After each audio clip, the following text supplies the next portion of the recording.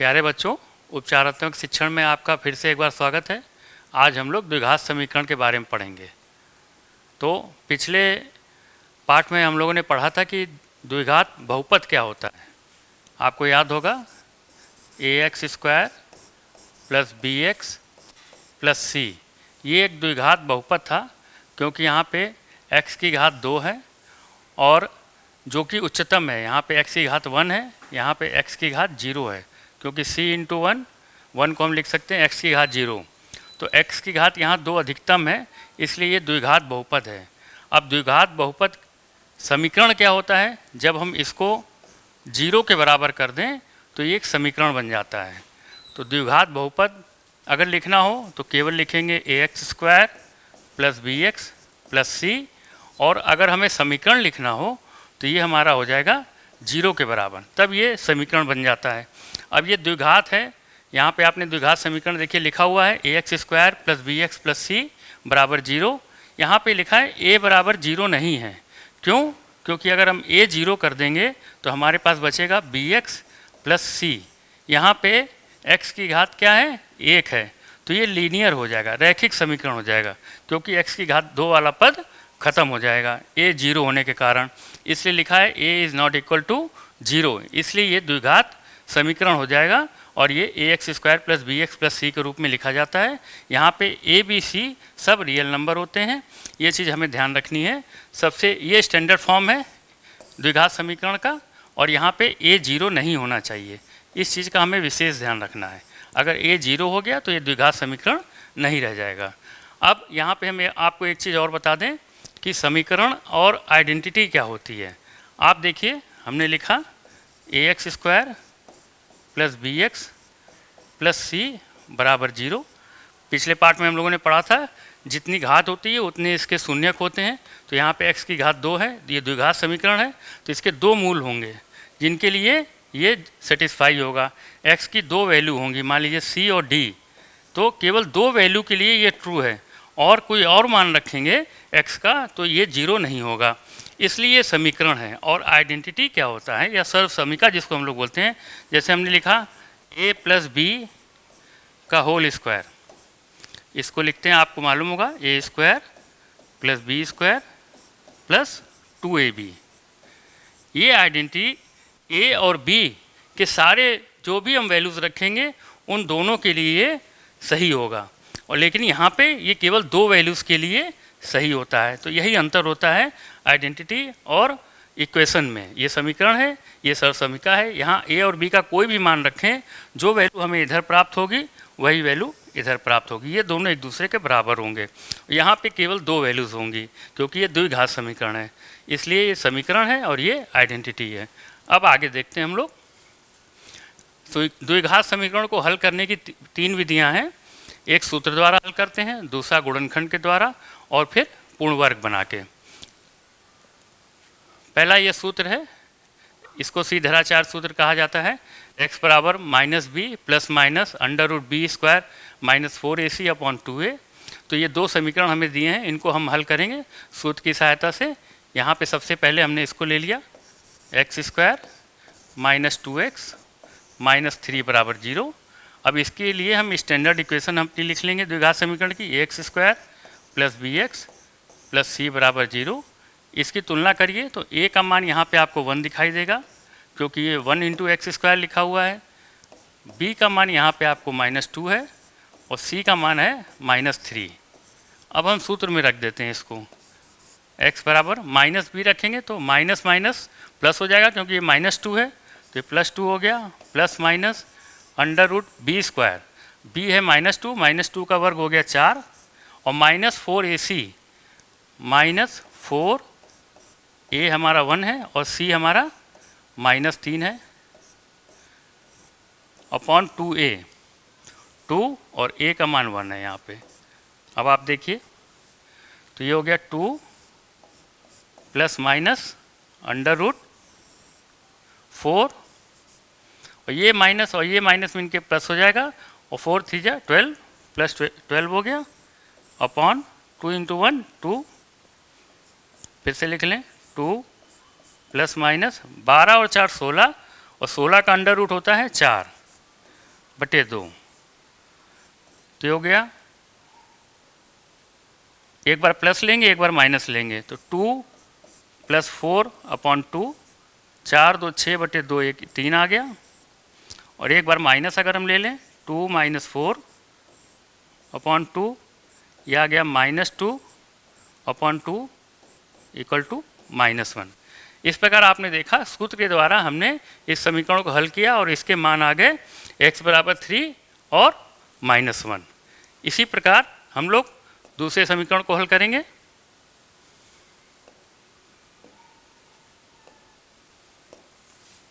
दूसरा समीकरण है 9x² + 7x - 2 = 0।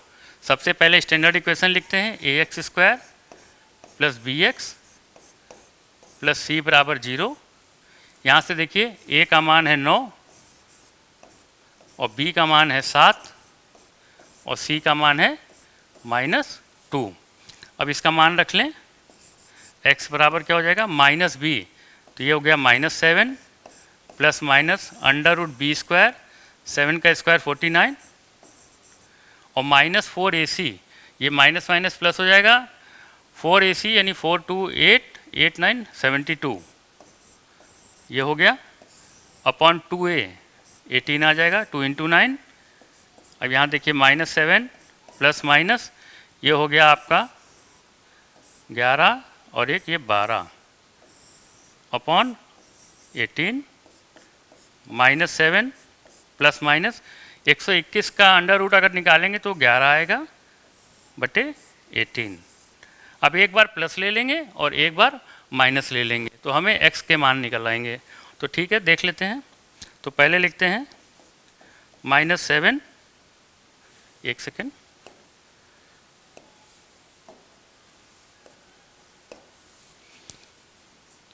-7 + 11 अपॉन 18, तो 11 में 7 गया 4, 4 बटे 18, ये आ जाएगा आपका 2/9, 2 दूना 4 और 2 9 18। इसी प्रकार माइनस लेंगे, -11 और -7 -18, तो ये आ जाएगा -1। तो ये हमारे आंसर हो गए।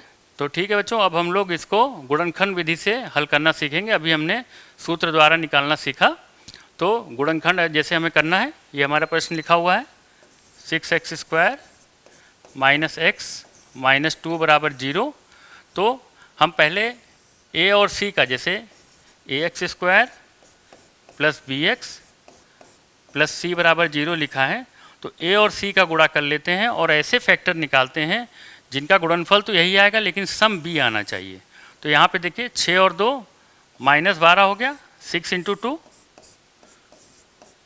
यहाँ c का मान -2 है और ये 6 है, 6 × -2 -12। अब हमें -12 के ऐसे फैक्टर निकालने हैं जिसका सम हमें 1 चाहिए। तो आपको मालूम है, आसानी से निकाल सकते हैं। एक -4 अगर लिखें और 3 लिखें, तो -4 × 3 आप देखिए क्या होगा, -12, जो कि हमारा -12 आ गया, और इसको सम करें, -4 + 3 क्या आ गया, -1। ये हमें -1 चाहिए था।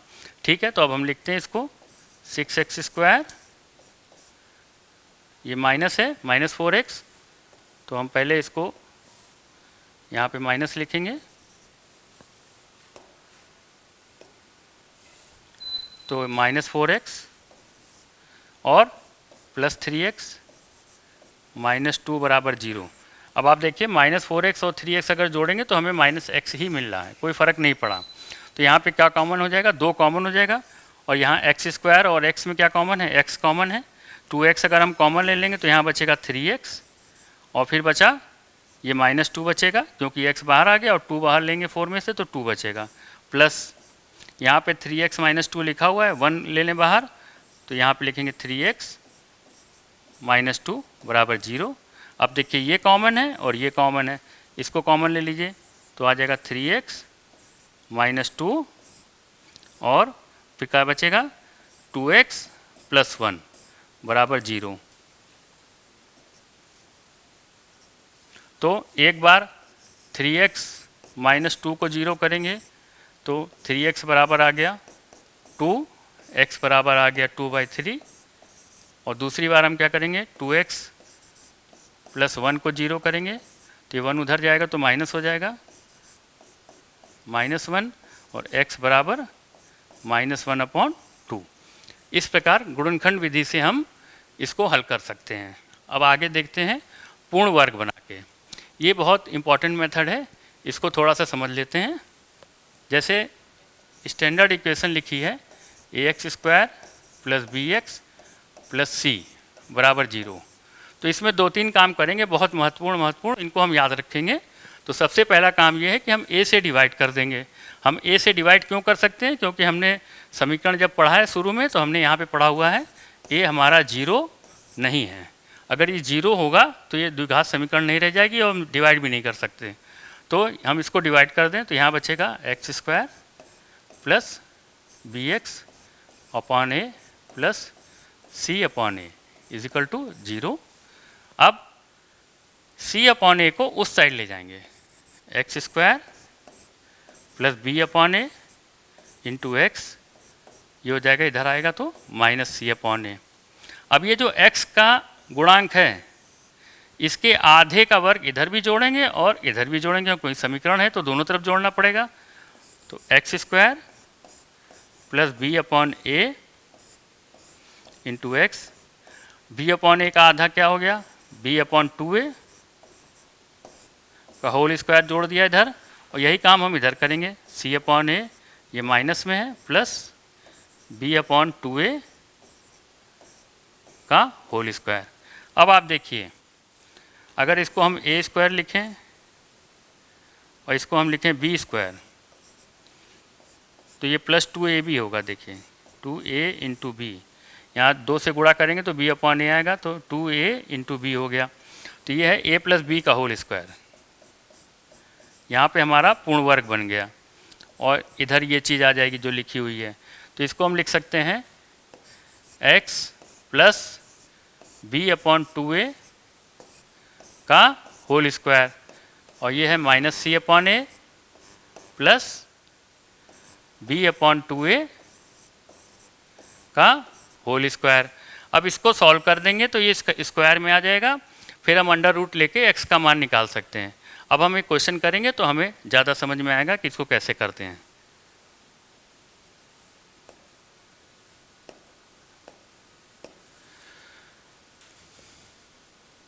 तो ये है x² -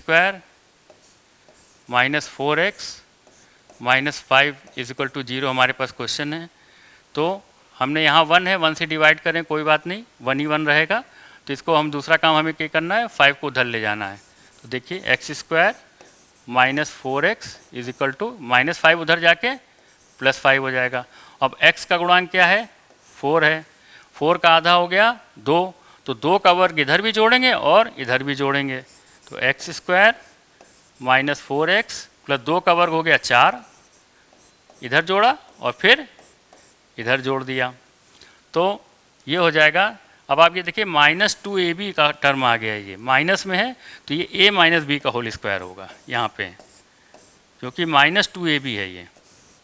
तो अब ये हो गया x -2 का होल स्क्वायर। अब आप देखिए, खोल लीजिए इसको, x² + 4 और -4x, तो x - 2 का होल स्क्वायर हो गया, और इधर आ गया 5 और 4 9, और ये किसका स्क्वायर है, 3 का स्क्वायर है। तो अब अंडर रूट ले लें तो x - 2 = होगा +-3। एक बार +3 ले लेते हैं, एक बार -3 ले लें। तो x - 2 अगर हमने 3 ले लिया तो x का मान आ गया 3 और +2 = 5, और अगर x का मान x - 2 हमने -3 ले लिया तो इधर जाएगा तो ये प्लस हो जाएगा, -3 + 2 ये हो गया -1। तो x का मान हमारे पास आ गया, x का मान 5 और -1।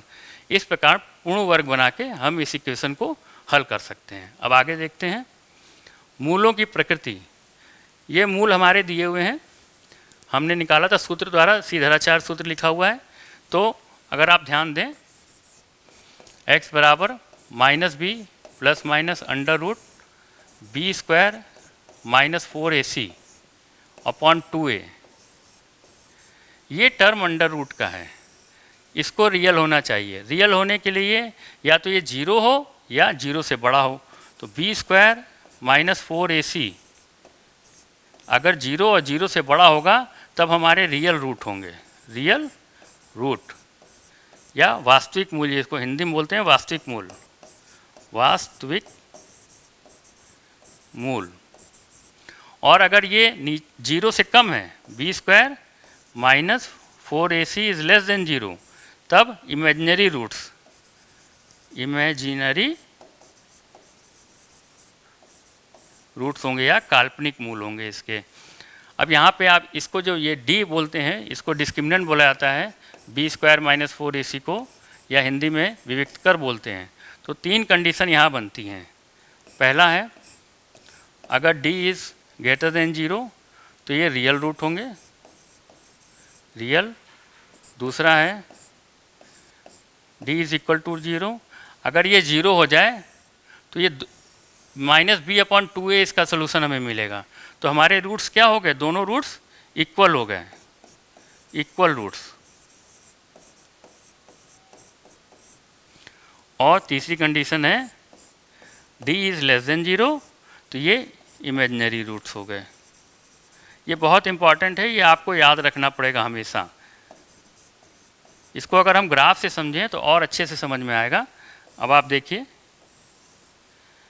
अगर रियल रूट्स हैं तो ये दो रूट हमें यहाँ मिलेंगे, एक ये, कुछ ग्राफ इस तरीके से बनेगा या इस तरीके से बन सकता है, इधर उधर कहीं पे भी हो सकता है। ये एक्स एक्सिस को कहीं ना कहीं कट करेगा, चाहे ऊपर की तरफ से हो चाहे नीचे की तरफ से हो। तो ये दोनों रूट्स हमारे अलग अलग हो गए और रियल रूट्स हैं, डिस्टिंक्ट और रियल। अब अगर इक्वल रूट है तो ऐसे हो सकता है, बोथ रूट्स आर इक्वल। ये कब हो गया, d is greater than zero, ये कंडीशन है d बराबर जीरो की। ये ऐसे भी हो सकता है, यहाँ पे ये, इसको मिला दीजिए, इस खाने में भी हो सकता है और नीचे भी हो सकता है। तो कहीं पे भी हो सकता है, ये रियल रूट्स हैं, कर्व इस तरीके से बनेगा। और अगर इमेजिनरी रूट्स हैं तो आप देखिए ऐसे कुछ होगा, ये एक्स एक्सिस को कहीं पे भी कट नहीं करेंगे। ये d is less than zero, आप देखिए कहीं नहीं कट कर रहा, तो इसके रूट्स इमेजिनरी हैं। तो ये आपको समझ में आ गया होगा, ग्राफ की सहायता से भी समझ सकते हैं। और ये तो हमें याद ही रखना है, हर हाल में याद रखना है, तभी हम रूट्स की प्रकृति के बारे में जान पाएंगे कि इसके मूल कैसे हैं, रियल हैं, इमेजिनरी हैं, इक्वल हैं। इसके लिए ये हमें जानना बहुत ज़रूरी है। अब आगे देखते हैं क्या है, मूलों का योग एवं गुणनफल।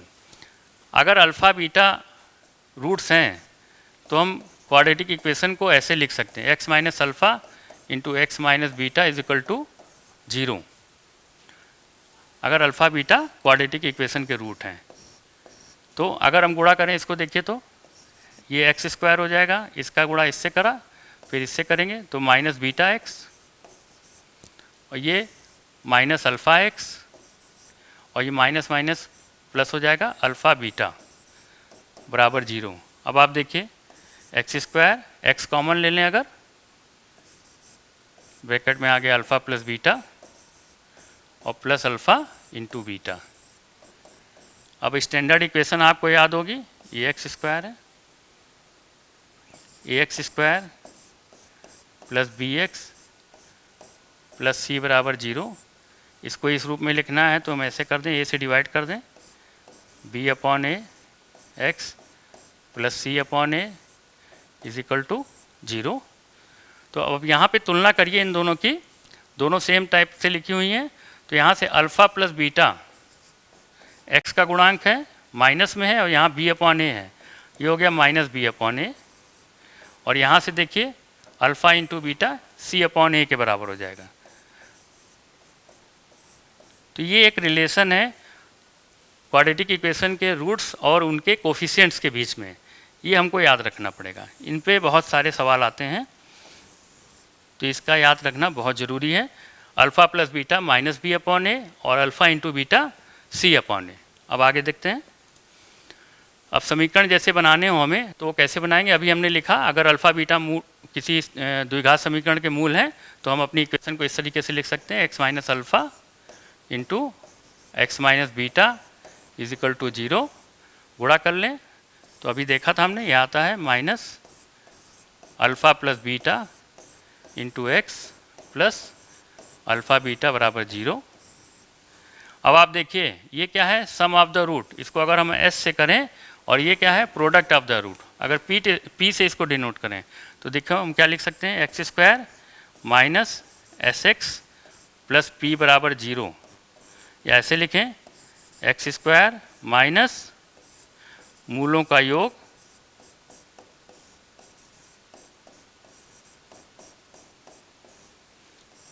इंटू एक्स प्लस मूलों का गुणनफल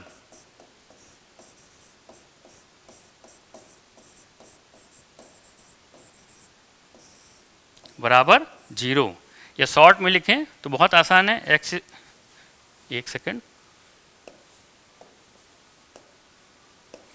शॉर्ट में लिखना हो तो ये इक्वेशन हमें याद रखनी चाहिए, x square minus S x plus P बराबर 0। एस क्या है, सम है इसलिए हमने एस लिखा है, और पी प्रोडक्ट है इसलिए हमने पी लिखा है। एक क्वेश्चन भी हमारे पास है, उसको देख लेते हैं। एक द्विघात समीकरण ज्ञात कीजिए जिसके मूल 5 और 6 हैं। तो देखिए मूलों का योग क्या होगा, 6 और 5 11 हो गया, तो एक्स स्क्वायर माइनस 11x, और गुणा करेंगे तो 30 आएगा, 30। डायरेक्ट हम इक्वेशन लिख सकते हैं इस समीकरण की सहायता से। बहुत इंपॉर्टेंट समीकरण है, इसका याद रखना बहुत ज़रूरी है। एक लाइन में हम सीधे आंसर लिख देंगे अगर हमें इस तरीके से क्वेश्चन दिया होगा, और इसको आप लोग प्रैक्टिस कीजिए। हमें उम्मीद है कि आपको कोई दिक्कत आएगी तो आप अपने अध्यापकों से पूछ के उसको दूर कर सकते हैं और इसके बारे में जानकारी प्राप्त कर सकते हैं। आपका बहुत बहुत धन्यवाद।